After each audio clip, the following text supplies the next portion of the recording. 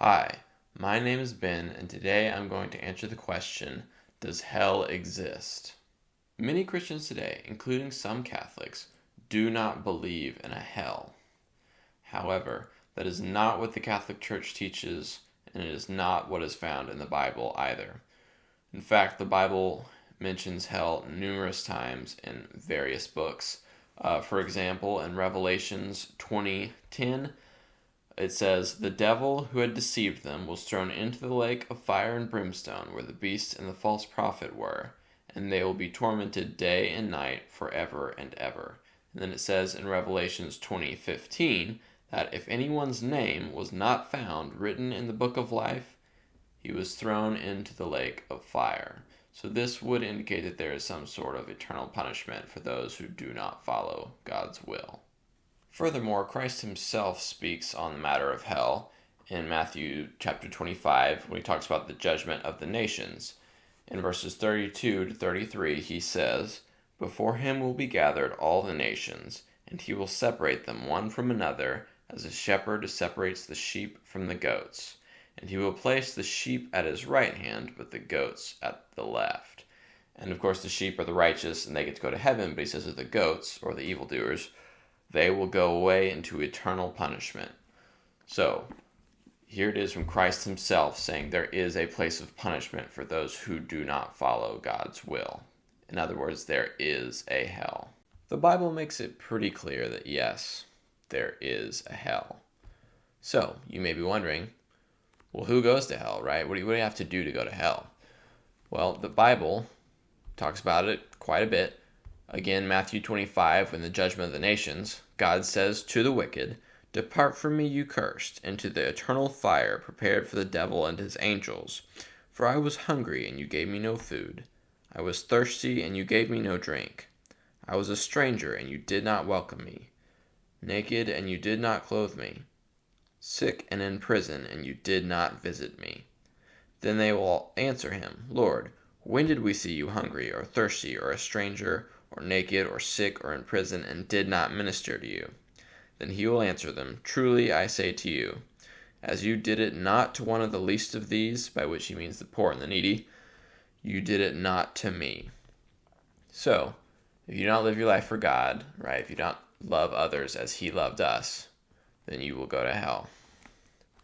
Now, Revelations 21, verse 8, also lists some common sins that people go to hell for. It says, "But as for the cowardly, the faithless, the polluted, as for murderers, fornicators, sorcerers, idolaters, and all liars, their lot shall be in the lake that burns with fire and brimstone."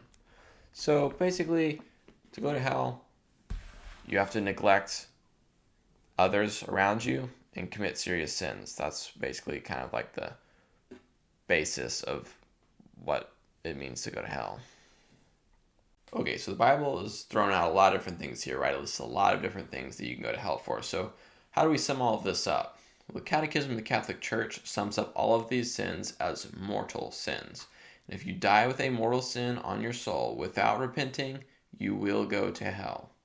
Now, there are 3 requirements you must meet in order for it to be a mortal sin.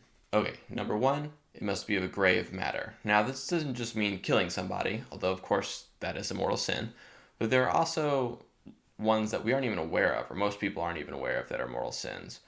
2 of the most common ones are skipping Mass on Sundays and using contraception. Those are both mortal sins. Now, I'm not going to list all the mortal sins right here, right now, because there's a lot, but make sure you're acquainted with the mortal sins out there, because there are a lot and many people are guilty of them. All right, number 2, you must know that this action is a sin. So, if I don't know that missing Mass is a sin, if I think that's okay, if nobody's ever told me otherwise, well, then you're not committing a mortal sin. But if you know that what you're doing is a sin and you still do it, then you are committing a mortal sin. All right, number 3 is that you have to have consented to this sin. Now, most of the time, this one is typically not an issue, but sometimes it is an issue. So, for example, if a 14-year-old kid wanted to go to Mass, right, but nobody was willing to drive him and it was too far away to walk to, so he can't get to it unless somebody drives him, then he's not committing a mortal sin, right? Because nobody's willing to drive him. He can't get there. So you have to consent to this sin. You have to want to commit this sin in order for it to be a mortal sin. Now, these are the 3 requirements. If a sin you have committed matches all 3 of those requirements, then you are guilty of a mortal sin. Now, you may wonder, okay, so what? Why is this such a big deal? Why is it such a big deal that I missed Mass, right? Why is it such a big deal that I committed this mortal sin? So, to be clear, mortal sins are sins that cause our souls to die. Why? Because they remove us from God's love and grace. Now, when I say die, I don't mean cease to exist, but I mean they're completely cut off from God, who is the source of all joy and happiness. So mortal sins are very serious, and again, if you commit one and don't repent of it before you die, you will go to hell for it. So some of you may be wondering, well, what is hell exactly? What does that look like, right?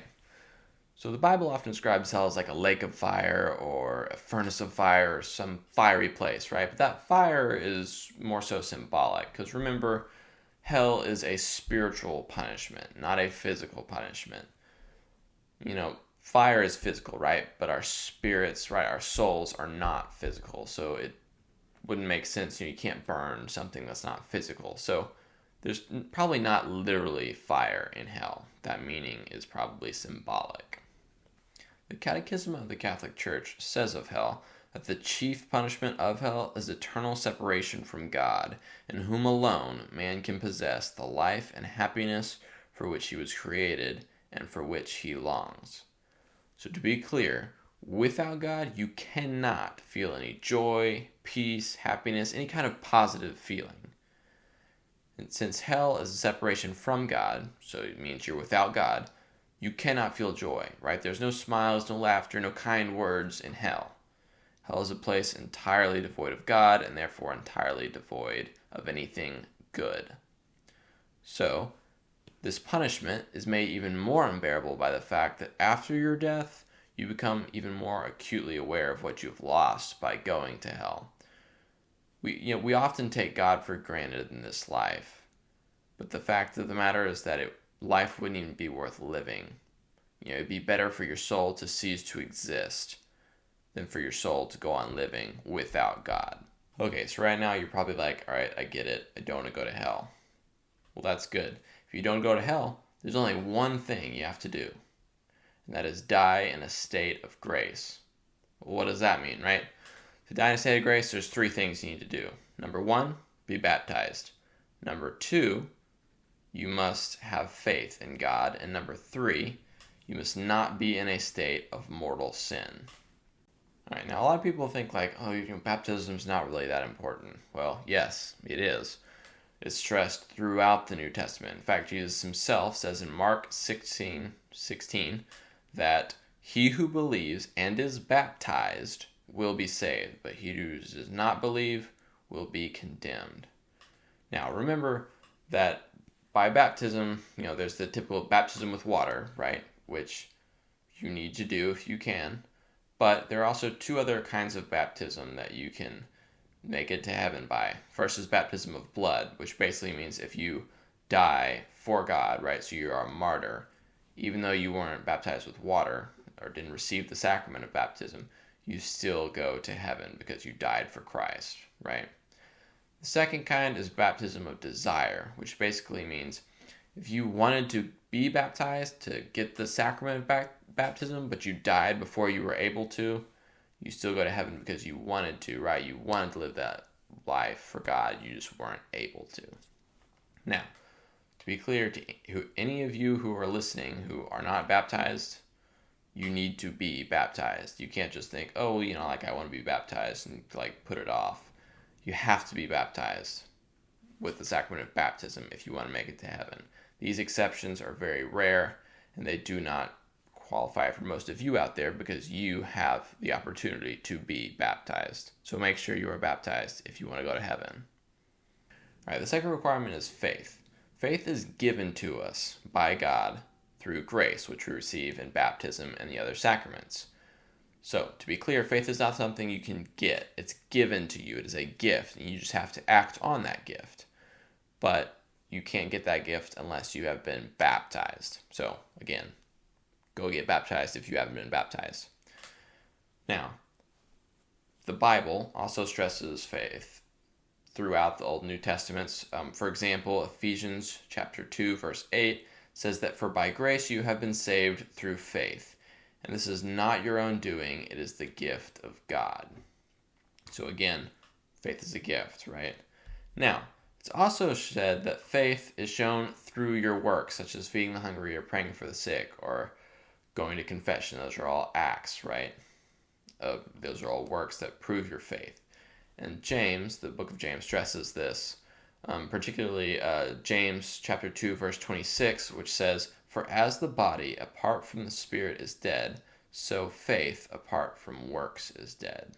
So it's not enough just to believe in God, right? The devil believes in God. If you want to have faith, true faith in God, you must be justified by both your faith and the way you live your life.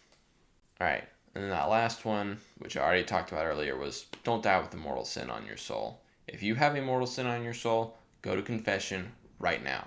Okay, that is the only way to remove a mortal sin from your soul. It is the only way to re-enter your relationship with God. So please, go meet these requirements, live your life for God, and you will go to heaven and avoid hell. Thank you for watching. If you enjoyed this video, please like and subscribe, and God bless.